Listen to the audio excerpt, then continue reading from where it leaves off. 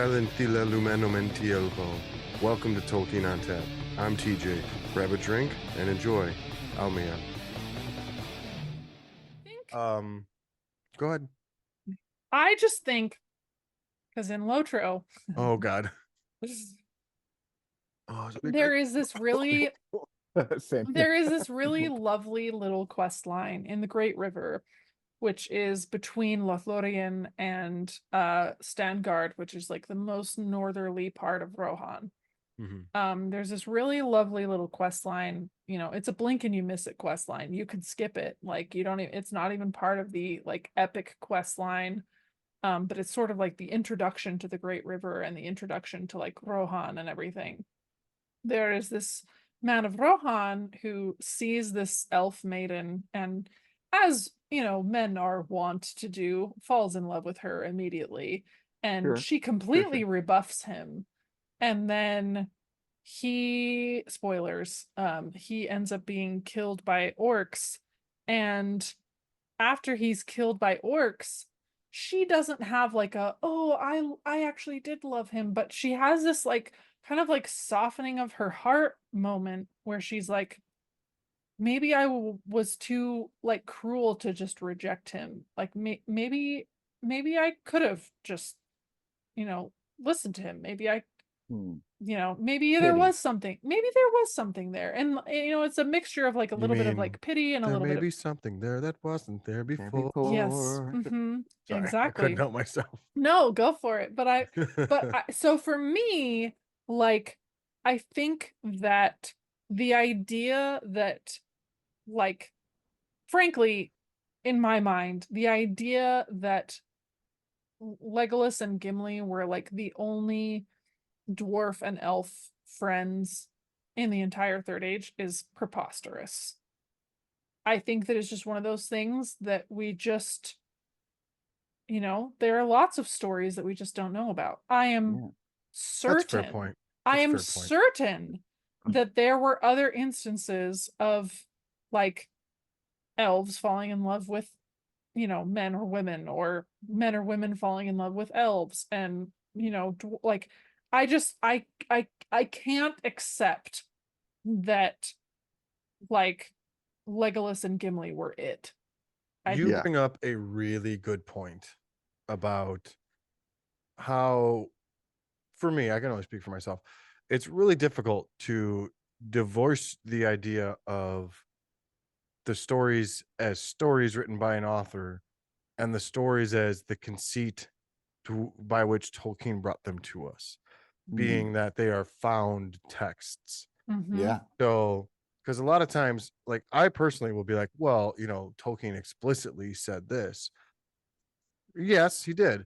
But also, it's explicitly said in the quote unquote found text in the way he delivered the stories to us. So you are absolutely correct, Jen. I didn't think of it that way. So, and this is part of why I do this, because I really enjoy hearing different perspectives, because it helps me broaden the way I think about things. So thank you for that. No, that's great. That's way smarter. And I was about to say, and Jen said it way smarter in a more interesting way. But I was about to say we need to move on to Rings of Power pretty soon, because we're back in this situation. Because I'm about to be like last time, I'm about to be in a situation where I'm weirdly defending the Peter Jackson films, even beyond the amount that I like them. Because like you were saying about like, oh, there's the beef between dwarves and elves, but like the Tariel Keeley thing within the context of the Peter Jackson Tolkien verse, like, could definitely be seen to add to Legolas's like weirdness about dwarfs. Because the Hobbit movies don't contain a great like Legolas being like, oh, you know what, I was too harsh moment. He fights in the battle, he helps, he fights orcs against them, but otherwise he has sort of a like weird conversation with his dad about how he's not coming back because they're gonna go meet Arathorn's son. Oh God, what a fucking ham-fisted way to do that. Yeah.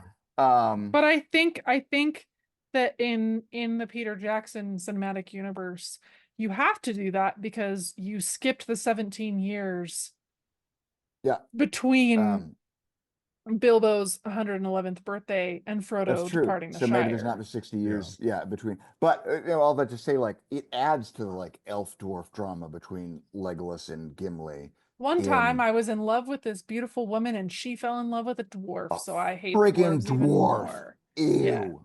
which is Yeah. stupid, and I don't like that. But Before I just we like I don't know. I just think like kind of like how the concept of like the Silmarillion is the history of the ages of Middle Earth told basically exclusively from the point of view of the elves. Mhm.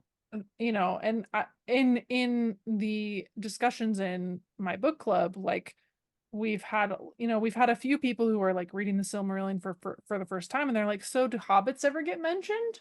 I'm Oh like, yeah. Remember that feeling. Nope. Nope. Not at well, all. no, but that There doesn't Are they might be a mean mentioned? sentence Are at they the very mentioned end. in of the Rings of Power in the Third Age? I think they might I think be they are, yeah. um Oh, we got the book. briefly, but that doesn't mean that there weren't hobbits existing doing It's their own shit. it Like says so in the prologue or whatever of like Lord of the Rings. like That there weren't just hobbits. because something isn't explicitly stated in Tolkien's work doesn't mean it didn't happen, 100%. And also that's very in my Tolkien to opinion. be like, oh, and there's way more of this happening. Because basically, like everything that happens east of the Blue Mountains before the Second Age is not recorded in any way, shape, or form. But he Mhm. makes very clear that there's a lot happening. And that's another thing that I love about Lotro. What? Jen loves Lotro. What? Damn it, you said it too. Crazy. Oh yeah, But like Lotro. I The did like hobbits. it. It does say in the prologue of the Lord of the Rings that hobbits have existed since the Elder Days, and the Elder Days Mhm. are Oh, First Age. So there you yeah, go. they've been around Yeah. the whole Yeah. time. Yeah. But because the elves didn't know who they For were and Frodo what the they were Halfling, it doing. is said, yeah, it's in the Silmarillion in the Rings of Power Mhm. in the Third Age. They are Yeah. mentioned, Nice. Yeah. but it's But Yeah. you know, it's like it's like you kind of, I mean, this is maybe a controversial take here, That's oh what but we're here no, for. oh no. I kind of equate the Silmarillion to the history books in Louisiana that talk about the slaves singing while they worked. And it's What? Mhm. like, Oh. sure Now they did. that does tie into my favorite. I haven't gotten to that chapter in my current reread of Silmarillion with your book club. Um but I did before reading the Silmarillion did listen to the audiobook of The Children of Hurin narrated by Christopher Lee. Oh Incredible. my god, I just finished that. Absolutely I just phenomenal. finished that. But Oh, and I posted about this on Threads. Maybe my favorite moment of like Tolkien and like it's one of those Tolkien moments where it's like, are you an old racist English guy or are you putting it into your story because this is elves telling it? But mhm. maybe my favorite Bit moment, of column A, bit of column B. yeah, probably it's exactly that because they're talking about how Nargothrond, Finrod's kingdom, Nargothrond. in the first age, Not a uh, Castellando if you're was speaking Quenya. was originally I'm not was originally built by petty dwarves, and it's this Mhm. Oh conversation. my god, are we gonna do this thing? No, Don't we're not going down the petty dwarves rabbit hole. We don't, No, we're just no no focusing on the adaptations. just no go Sorry, just ahead. No no no it's no. now all you my can go, fault. I George. just got one joke because it just was hilarious to me. Because basically in the text essentially reads, "Petty dwarves do not like the Noldor because they claim the Noldor came in and stole all their lands." And then basically the next sentence is, I mean, they did steal their lands, but still, petty dwarves are just dumb bitches, right? So, Like, all right, listen. If we're gonna fucking tangent this shit, take a drink ready. By the way, Finrod. I'm just gonna do oh it yeah, now, and after that, we're gonna pause the game. So I'm gonna fucking say this name a lot. yeah. All right, Time out on the drinking game. time out on the drinking game. All right. Listen, I know you're making a joke. That's my boy. That's Oh my boy, no, and I gotta defend my boy. Finrod is also my boy. I texted you about this. He was given those caves by the fucking king of the Sindar, Elway Oh, Singolo. On pause yep, game. yep. Fuck Elway Singolo. Fuck Eluthingal. Pause game. He was given those caves by Thingol. The Sindar are the ones who hunted the petty dwarves to almost extinction. They eradicated them. And like David's got a whole fucking, like, if you go to his page on Threads, he's got whole fucking like 7-8 threads longs, and you know how long you can make a thread on fucking Threads. How many times can I say the word thread? Right, Right, exactly. My boy did not do anything wrong to the petty dwarves. They were already gone because of the Sindar. That's why Eluthingle was able to give him the kids, not a Castellando. In the version that's in Children of Húrin, which is written by the Sindar. Okay. I'll say. Yeah. In the text Sindar. of Children of Húrin, Sindar. it says that. Yeah. Listen, I'm that's all I'm saying is it really to tie this back into the whole adaptation thing with Tauriel is just because it isn't explicitly stated by whoever the narrator of whatever work of text we're working with does not mean it didn't happen. And that also kind of segues us into Rings of Power. Real quick, before we get into Rings of Power, can we all please take a drink, because Lee Pace was an amazing Thranduil, and he's gorgeous as fuck. Absolutely, so beautiful. Cheers. Those eyebrows. Oh my god, that everything. Absolutely. Anyways, the fucking, oh my god, I just I think we were robbed of Thranduil in all black because he had an all black costume. He wasn't actually Thranduil. Like, he's a great actor, and I know he's playing Thranduil.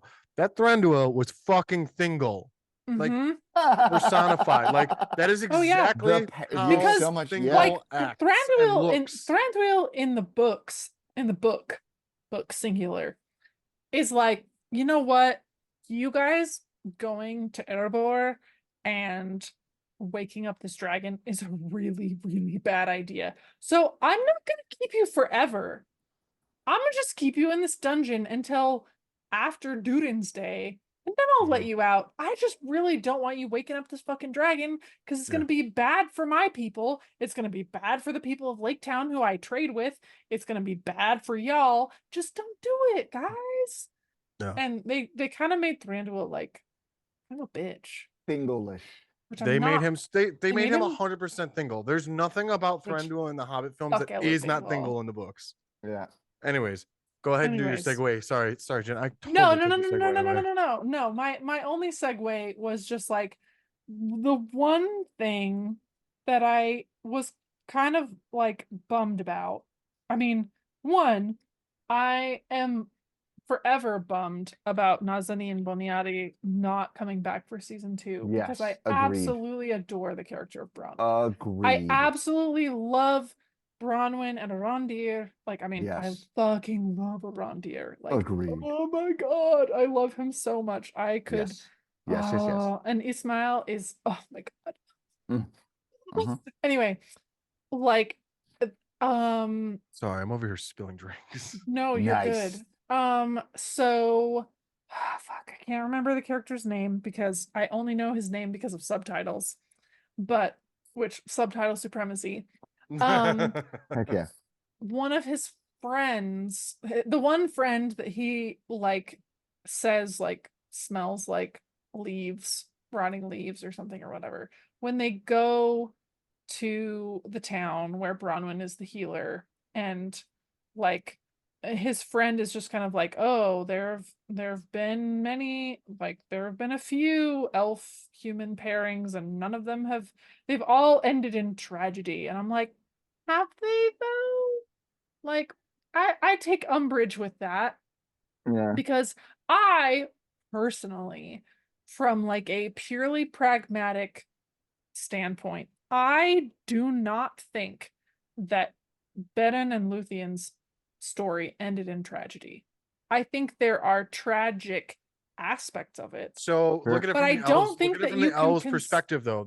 That's an elf saying that. You have to look at it from the elf's perspective. The elf's perspective, that is ending in tragedy. He became mortal, and that's the worst. Exactly. That's the worst. But I'm just saying for myself that I think, again, that's from the elf perspective. But you cannot tell me that every elf knows the business of every elf who has ever lived. That's Absolutely not. I mean, aren't they? Can't they like talk with their minds? Sometimes, I depending know. on the I'm story. kidding. I'm kidding. I'm being I mean, contrarian. I'm Yeah. being contrarian. Oh, of course. I'm just saying, That's why like, we're here. that really is my whole point with the whole thing. You're not wrong at all. No, Is yeah. just like, just because, you know, friggin' Tolkien didn't write about it doesn't mean it didn't happen. That's exactly right. Yeah, and actually, I really like the way you frame that, because that makes a ton of sense. And it actually, like, that helps me quell a lot of my disdain for a few things. So thank you for that. Yeah, that's my favorite. That's my favorite is when I hate something and then somebody else who likes similar things has to talks me through it, and I'm like, you know what? No, that's my favorite thing is like when somebody talks me out of hating something. Yeah, totally. Like, listen, I'm still not gonna like the love triangle, regardless. Sure. I'm never gonna like the love I don't like the triangle. love triangle. I Listen, don't like the as love I said, I triangle. don't. do not Okay, like the let me be more triangularness of specific. it. I will never love or even slightly enjoy. First of all, the way Keely looks. Feely, which one was he?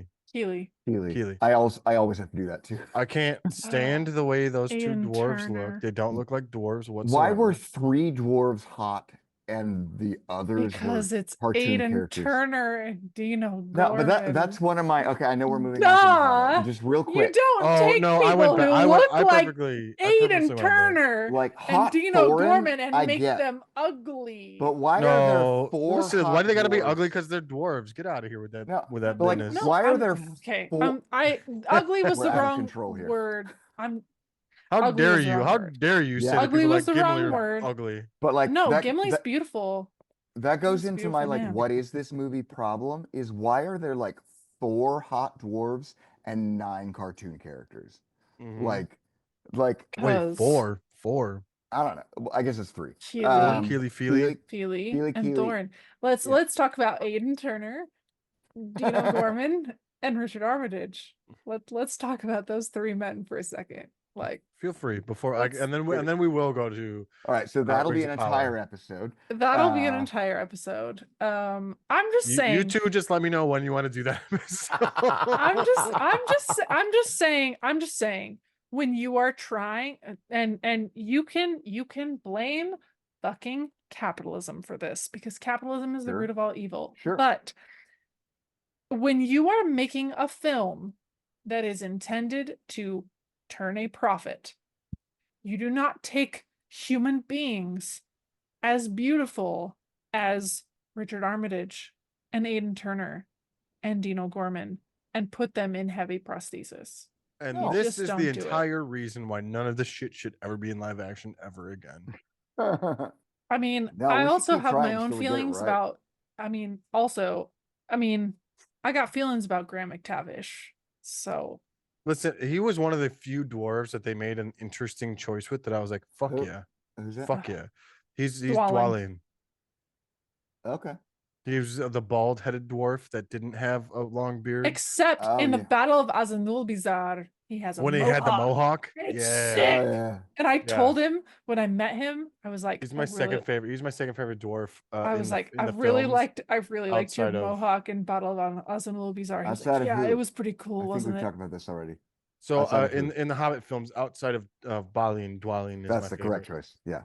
Yeah, but well, because I mean, Balin and Bilbo are like so sweet together. Yeah, absolutely. In the books and the films, Balin's my Balin. favorite. Exactly. And Ken Stott is such an angel. Ken human. Stott, not enough is said about that. We talk too Mhm. much. Richard Armitage is great. We talk too much about that and not enough about Ken Stott's Balin. Also, gosh. we Yeah. also have to Warm. have an aside for Peter Hamilton's glowing and the whole Oh that yeah, is yeah. my wife. Yeah. That's my wee lad, Gimli. So great. Like, oh, so precious and wonderful. Also, speaking of angel humans, Peter Hamilton is an angel Humans. Angel you see- human. Did Just you? wonderful. I just saw on the TikTokies yesterday. Someone posted a video. They made a guitar for Pippin for Billy Boyd, Mhm. and Billy they is such carved. a sweetheart. Yeah, and they carved the Lorien leaf for the head, and they gave it to him because his one of his guitars had gotten stolen or whatever, Mhm. and he was so surprised and so like she was Oh. like, "I built you this," and he goes, "No!" Grabs her by the arm, like gently puts Yeah. his hand on her arm. Was like, no, he's so grateful and He's generous. Oh my so gosh, Videos. I The would second video, cry. he goes, I haven't seen that. can I show Dom? And she goes, yeah. And Dom's in like the next booth over. Mhm. And he goes over so excited. Oh, it's the most like Oh, they did They such a phenomenal job with casting like oh my really god. good human Like beings. yeah, absolutely. this is not this is gonna sound like a brag. This is not meant to sound like a brag. Brag away. But Come on. I have met most of the dwarves, with the exception of the 3 hot ones, which is a real Wow. bummer in my case. Unfortunate. Very unfortunate. But I've met also most of the fellowship as well. And like Billy is such a sweetheart. Like at the time I met him, so I met him twice. I met him once in 2014 and then again in 2024. And in 2014, I had a cat that I had named Pippin.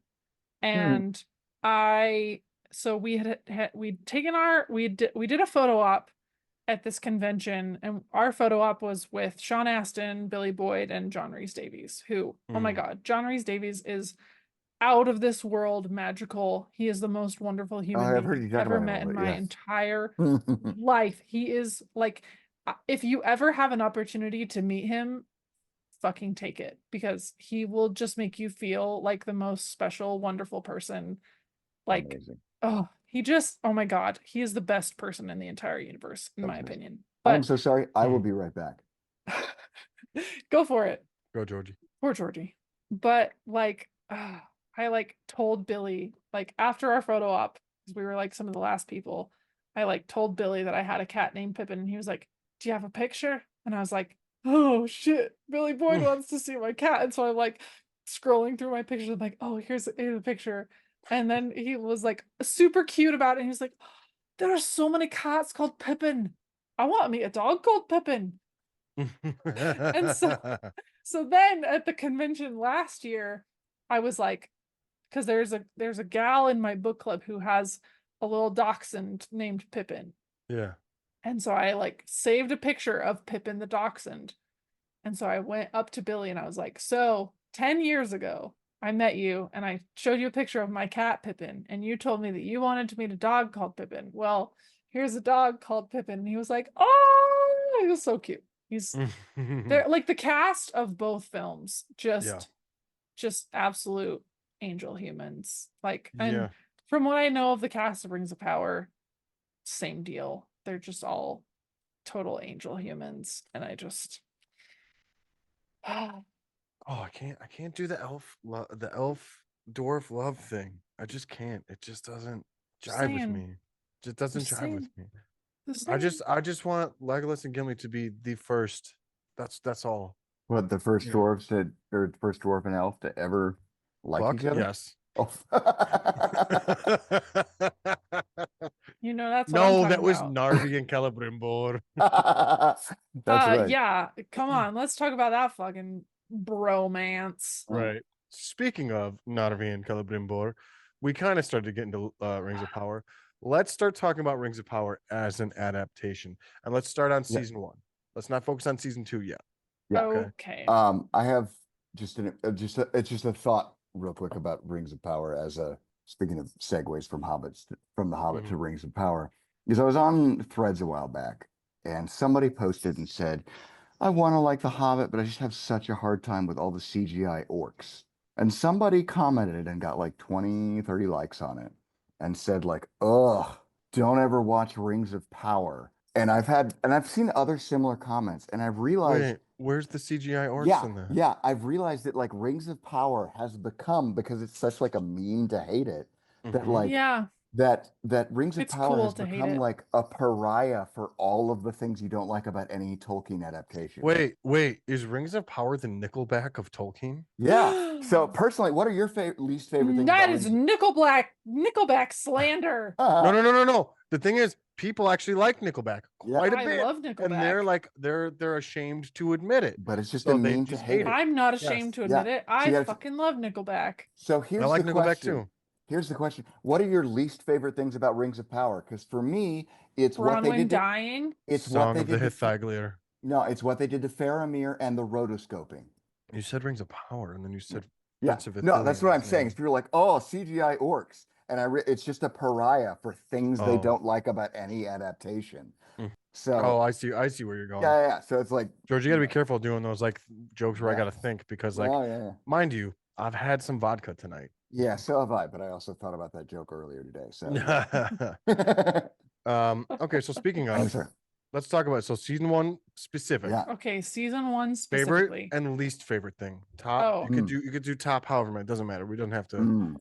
like I yeah. did kind of, I mean, I kind of talked about this on the episode that I was on with Gia and Elise. Elise, yes, Teaching with Magic. I was like, I can't remember what her name was because I know That's all that good. her tag is Teaching with Magic, and that's Yeah. how like I know people by their tags on Threads. Yeah, For sure. And like it's even worse with the book club being on Discord. I'm like, I know you by your Discord name. I have no idea what your real name is. Like, Yeah. And especially when people use different names on Discord as they do on Threads, I'm like, I don't know who the fuck That's you why are. I try to keep everything the same. Oh yeah, that's same. why I changed mine, is because I was trying to make it the same. When I started making content, I went and looked at every social I had, and I was like, well, I'm changing that, changing that, changing that.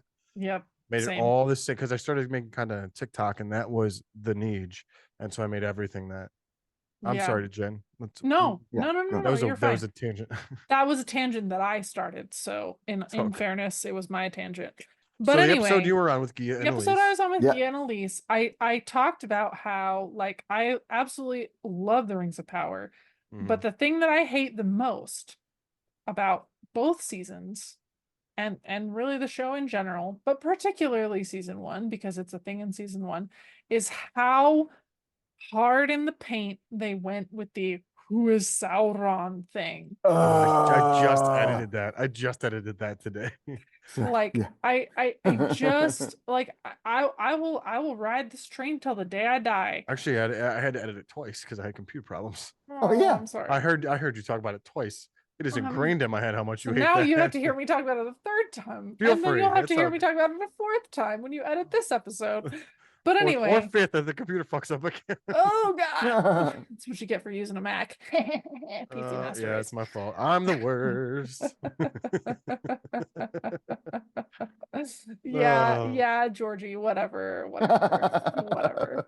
Anyway, that's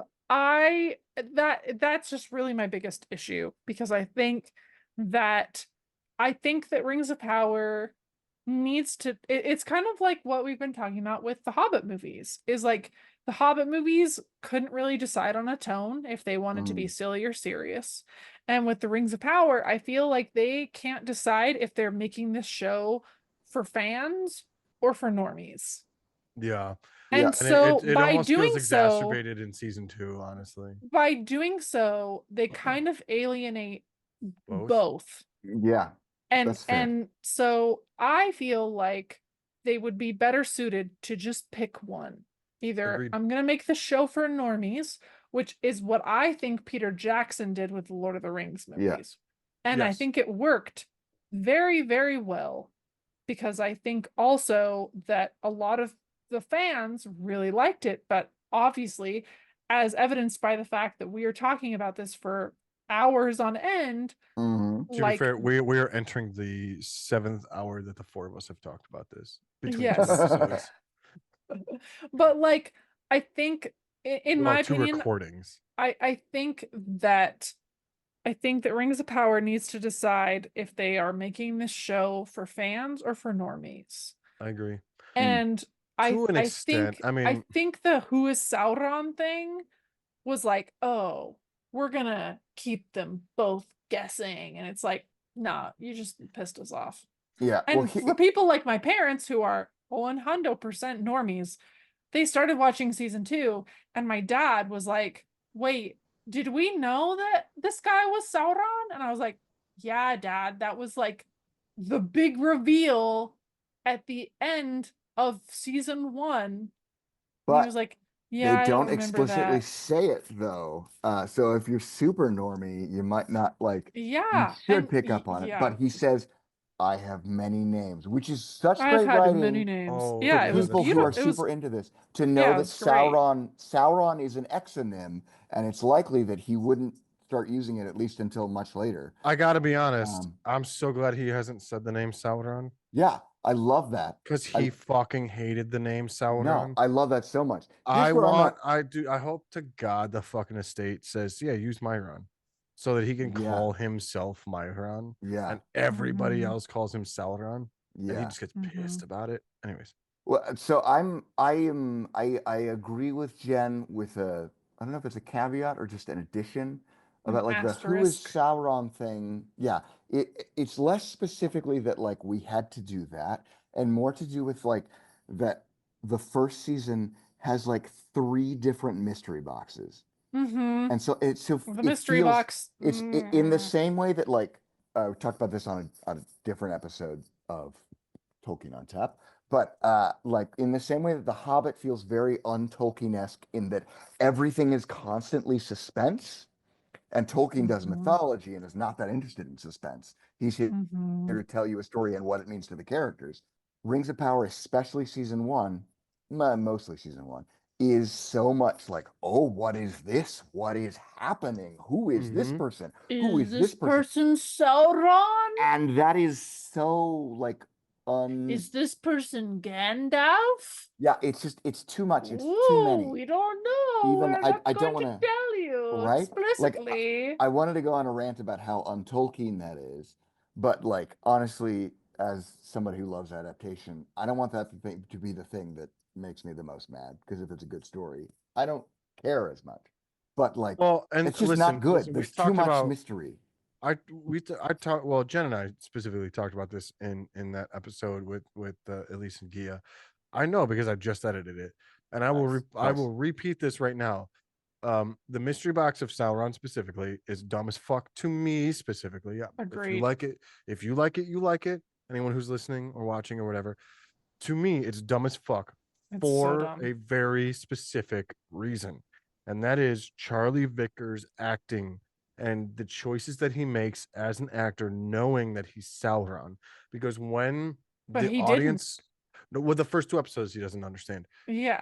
The first 2 episodes of him, when he's in it, he doesn't understand. After that, he knew, and after that is, I think the 3rd episode, which would be the one he knew, is the one where he and Galadriel are in Numenor, and he's, I can't remember how it goes, but she's talking about the things that Sauron did, and he's like sorry about his past and whatever. And like there are specific choices, and like even later in the season when he's after Adar is caught and he's talking, I can't remember what he's talking about, but it's been a little bit since I've seen season 1 because it's not my favorite season. But there are acting choices that Charlie Vickers makes once he knows that the character he's playing is Sauron that are very nuanced, and you don't know what the hell's going on. But as an audience, I feel like we should have known that. Yes, the characters don't know, but we should have known that that was Sauron. Yeah, it was so obvious that I wanted it to not be him. To me, in my opinion, it was like force-fed so strongly to us, like, oh, Halbrand is Sauron. That and that I was I don't want Halbrand to be Sauron. I was contrarialing. All right. I was trying to be as contrary as possible. I couldn't figure out a word to you got there. You were contrarily. I figured it out, but I was just being very contrarian. Like everyone's like, obviously he's Sauron, and I was like, hell no, that'd be the stupidest decision ever. In the back of my head, going like, yeah, fuck, this is gonna fucking be Sauron. So when he's sitting there talking to Celebrimbor, and he's like, consider it a gift, I literally like yelled and threw things at my TV because I was so pissed because I couldn't pretend that I didn't know anymore. Yeah, it was too obvious. We get into my problem. Obvious the whole season. Yeah, we get into my problem, and let me just give the caveat that I'm excited to be able to be with friends and talk about what I didn't like about Rings of Power because I deeply love Rings of Power. I love, but Rings it's of so Power. like it's so like weirdly toxic that I just make it a point to like I never post anything negative about Rings of Power because you can't because people latch onto that shit. Yeah, because I deeply love it, and people are racist and weird and misogynist and like just gross about it. And boring. So I don't want any part of it. So I'm excited to be not here. To say that your feelings are boring. I'm saying that being racist and misogynistic is boring. To be clear. It is. If you're it is a racist, you're shame. boring. Yeah, exactly. But Get for real, something it new. is- It's 2025. No, I love that. But for real, it is really difficult because like there are Yeah. things that I don't like about Rings of Power. Yeah. And I know Jen has expressed this, you've expressed this, David and Yeah. Lee and New Beta and Belmont and Bardavarda and a ton of people, Kaya and Callie, everyone has expressed Kelly, who's been on here, the middle page, everyone has expressed like there are things I don't like, but we can only talk about it with each other Amongst because ourselves. the minute Yes. we put it out there in the ether Yeah. of the They're like- internet, They're like, yeah, you're somebody- right. Black elves. And I'm like, what? No. Arondir is amazing. Arondir is Shut the hell up. beautiful, Yeah, beautiful and that's the elf thing. man person. Yeah. the thing. and I just- The characters who do not derive from the text, who are also happen to be the ones who are the characters that are portrayed by people of color, happen to be the fucking coolest parts of the show. Yeah, absolutely. Like, Yeah. Disa yeah, this is is a fucking Disa Disa and phenomenal. Holy Arondir shit. full Oh. stand forever. Oh my god, Um, and Arondir, hell yeah. Hell be a- yeah. I'll If be a they kill fucking tree for him Arondir, any day. I quit. Oh, I want it's Arondir to coming. at least make it to the Last Alliance. At Yeah. the very least. I mean, if he Yeah. if He he dies like during has it, that's some fine. epic death If in he the dies Last with Alliance, Anarion or something like that, yeah, that would be But cool. if he dies the same way as Anadian, as like a rock falls on his head, I two think I'm gonna rocks be like, come down. come on. rocks I fall, guess- everyone dies. Talk about anticlimactic. Yeah. Fucking pulling it back to fucking But anyway, scouring of the shark. So that was an aside to say, as somebody who like grew up as a deep Tolkien nerd, but had kind of wasn't super deep into it until really as season 2 was about to come out is when I really got like super back in. Like I watched season 1 the second it came out, but I wasn't like back in, Tolkien is my hyper focus world that I've spent so much of my life in. What must that be like? So for me, I literally don't even remember. as somebody who obsessively read them for the first 20 years and then kind of off and on in my 20s and like hadn't touched them in a while, like the Sauron Halbrand thing didn't really super hit until they were with Celebrimbor. And then I remember specifically that moment of like, consider it a gift. And I remember thinking, if all we get is a tiny wink towards Anatar, and that's the entire Anatar thing that's happening, I'm so annoyed. And that's the problem, especially with season 1. Season 2 gets so much better with this issue. But also season 1 is better in retrospect paired with season 2. I will say that. Yep. And I'll get into that in a minute. But like season 1 has so many moments that like are for normies and are just completely different, and then include a subtle wink to like the deep Tolkien nerds in such a way that's like, it's not satisfying. It's like, is that all we get? It's like, this is content from the appendices of Lord of the Rings. Why are you winking about it? You know No what? one has done it before. You know what that makes me realize just now? I mean, like we've talked about this numerous times. The three of us specifically. I was gonna say the two and I could have just said 3. The 3 of us have the math. spoken. Yeah, I'm so good at math and also figuring out how sentences and life works. Yeah, for sure. The cosmos help. Yes, they do. But I'm just realizing that the way you just framed that, George, made me realize something. Jen specifically, in the episode with Elise and Gia, we talked about how Tolkien will just drop something and move the fuck along. He'll just name drop and move the fuck along. Yep. Fucking Rings of Power did the exact same fucking shit to us. I didn't realize that till right now. They are literally just like dropping shit to get you like hype. Here's some in hype. fucking Here's some Shadow hype. of the Here's some Past, hype. when Gandalf's just like talking about like things that could destroy the ring, and he just like casually drops and Caligon the Black. and then never again. And then in the Charge of the Rohirrim, when they compare Theoden to Orome, and then this is like, who the fuck is Orome? Yeah. That's And people- 100%. I just put it together with the way George framed the thought Yes. that he just had. Mhm. That's exactly, which makes me realize that I think that maybe the people who who run the Rings of Power might understand Tolkien a little bit better than Maybe? Jackson did. You think? You think? Yeah, like that's I'm sorry. I feel like there's no way I haven't mentioned this on your podcast yet, but I'm gonna do it again because it's worth it. One of my favorite things that Rings of Power seems to do, like largely it stands on its own. Sometimes it references the Jackson trilogy too much. Um, Yeah, I think but it needs to one decide of my that favorite too. things to do, Mhm. one of my favorite things that I'm sure we've talked about already, but just literally one of my favorite things about Rings of Power is we don't get 5 minutes into Rings of Power before we get into one of Tolkien's major themes that is completely absent from the Jackson trilogy, Mm. which is the persistence of evil. Mhm. Uh, like Jackson doesn't touch that at all. But We are also the fact that nothing is evil in the beginning. Nothing Thank you, is Jen. yes, Thank you. exactly. Oh And my that's God. literally the first sentence of Rings of Power. Yeah. Like they're like, "Oh, what did we Like miss?" Okay.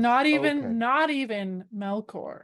Yeah. Mhm. Yeah. And And this also is everything that Melkor did was all just part of Eru Ilúvatar's plan. Right. So and this to me is why Rings of Power is so important, and I hope that it continues and is very successful despite people Uh-huh. being is because like aside from on the whole, we're going to talk about some things I don't like, but on the whole, I like Rings of Power, but I'm also so excited to have a non-Jacksonian voice because the last Yes. thing I want to happen for adaptation, and TJ, we talked about this on a live a little bit. Oh, I popped in for like 3 minutes Mhm. a couple weeks ago. The Mhm. last thing I want to happen to Tolkien is I don't want it to get Wizard of Oz, Yeah. which is mhm, Wizard of Oz is like a 30 books long and mhm. covers a number of themes, some good, some bad. Some of it's good, some of it's bad. But like its original novel had one adaptation, one voice that is completely culturally absolutely taken over. I'm hoping Wicked breaks it, but like the It won't. 1939 film of Wizard of Oz is the entire cultural understanding of what Wizard of Oz is. That's gonna end up being Lord of the Rings. Peter Jackson's And Lord of the Rings. that It is will, so unfortunately. sad to me because like That's how uh, that's how that's how Well, I mean, media works yeah, in look at this what world. happened with, I mean, people who grew Look at up with like the Spider-Man. Rankin Bass Hobbit, sure. like that. But like look at the like so Wizard of Oz was like I'm sorry, not Wizard of Oz. Wizard of Oz was like the first of the Oz things to have been made in a Yeah. time where there was not a lot of media to be made. That's a little Yeah. bit different. But Sure. Peter Jackson's Lord of the Rings was a huge, big budget thing by a giant studio that won a ton of awards and was critically acclaimed and culturally Show that accepted. fantasy was possible as a broad cultural Yeah, yeah. thing. So now, 20 years later, 24 years later, I'm sorry, 23 years later, I don't know how to do math, whatever. 5, 6, 7, 8. 24 from Fellowship, even though Fellowship was technically in Thank you. December of Thank you. I forgot how to 2001. do math for a Yeah. minute. I forgot for some reason. I was like, this came out in like 99, December right? will be 24 years from Yeah. Fellowship. So you got to look at it like, where was I going with this? Someone? That Something about Wizard of Oz and Peter you think Jackson's it's hopeless, adaptation and Oh, then being it was so Peter critically Jackson's acclaimed. Yes, yes, yes. being the Okay. zeitgeist Thank of you. Thank you. like Well, it is, and it's I don't think it's gonna change no matter how loud any of us who are deeper into the lore and have been reading things, whether we were introduced through Jackson stuff or not. I don't think culturally it's going to go away ever well, I want it to go its because way, but I just not go away, but like I don't think it's ever going to get challenged in the way that like it should be, yeah. because like visual art, visual mediums like TV, television, and film should be challenged by new iterations of, especially if there's a source material where you can change it a little bit. But the problem is, look at things like Jaws and Jurassic Park and Wizard of Oz, like you brought up. Yeah.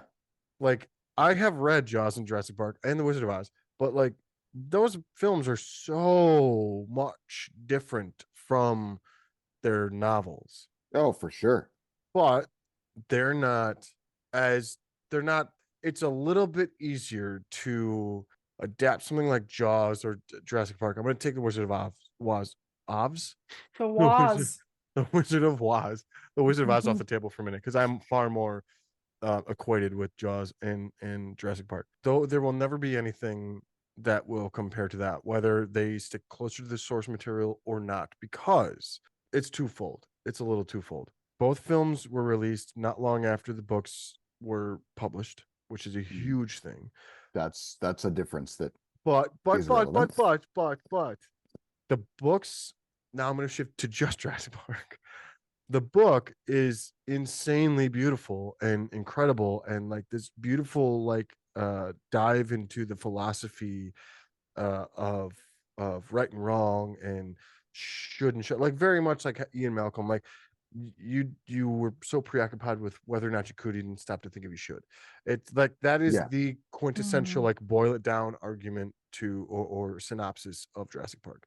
It's a lot easier to do something like that to that.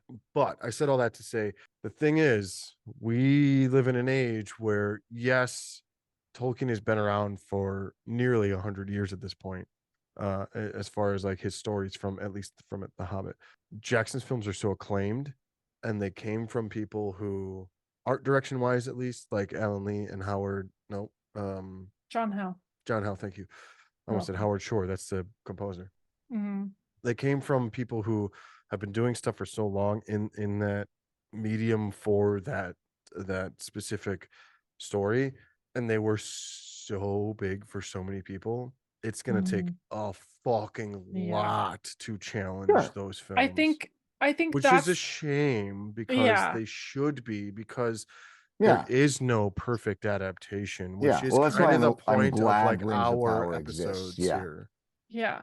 I think that is one of the, like, what you just touched on is like one of the biggest things for me, is that I think that so much of like, and I don't want to be like, you know, painting with a broad stroke, but from my experience, at least with the people that I mostly engage with, like most of the people that I regularly engage with in the Tolkien fandom, you know, in the book club, on threads, whatever, are in an age range, you know, like 20 to 45-ish. So, you know, you've got the vast majority of like millennials, and then you've got some Gen X and some Gen Z fringies on the sides.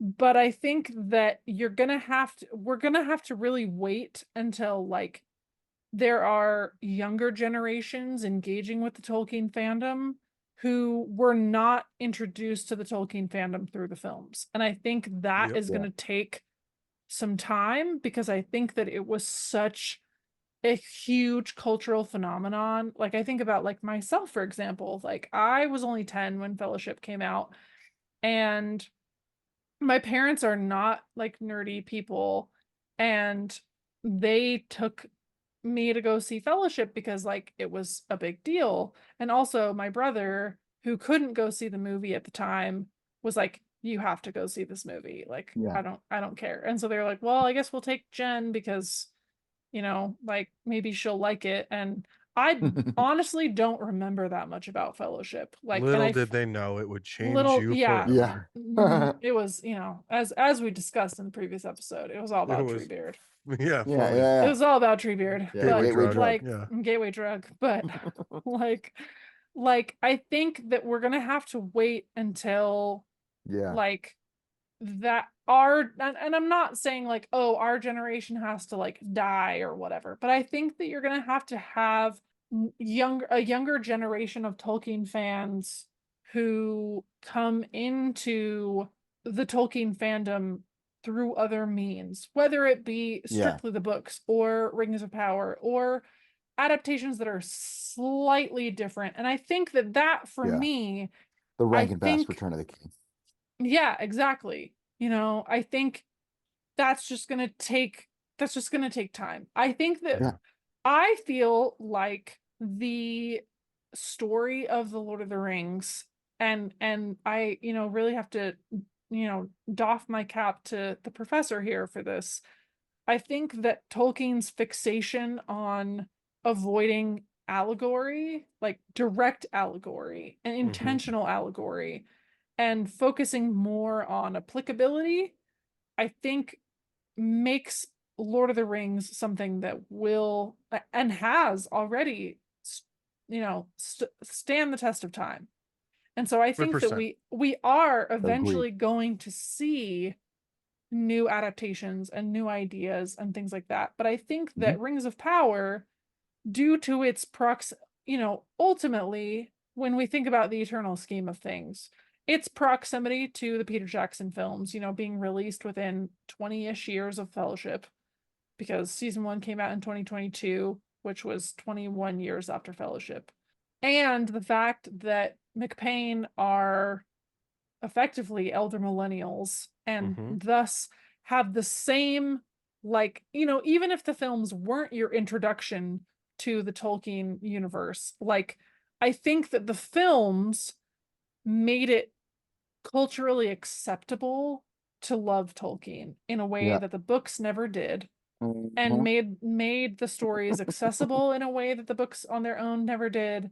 And so I think that McPain are effectively whether they want to or not, are going to be influenced by the Jackson films, and also to some extent intentionally are going to be influenced by the Jackson films, because they don't want to do something so different that people are like, whoa, what the hell? I think it's one of those which is why the things we're gonna... Balrog looks the exact fucking same with minor fucking tweaks. Yeah. Well, I mean, it Which doesn't I help have, that they've got John Howe working on the show. I mean, I have feelings about all of that. I mean, as long as it's not a freaking weird lion man with a whip. I mean, I just wish it was just straight up humanoid, but that's a different conversation. But you're not. No, go ahead. I don't. That's fine. That's fine. Okay, so thank you both for being here. Jen, where can people find you?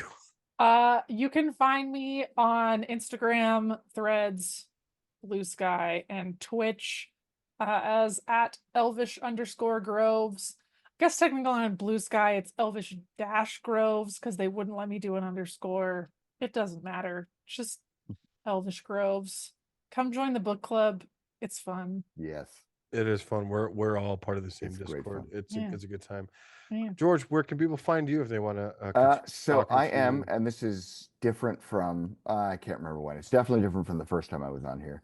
I am George and Such, pretty much everywhere, but basically where you will actually find me to be online will be Threads and Blue Sky and TikTok.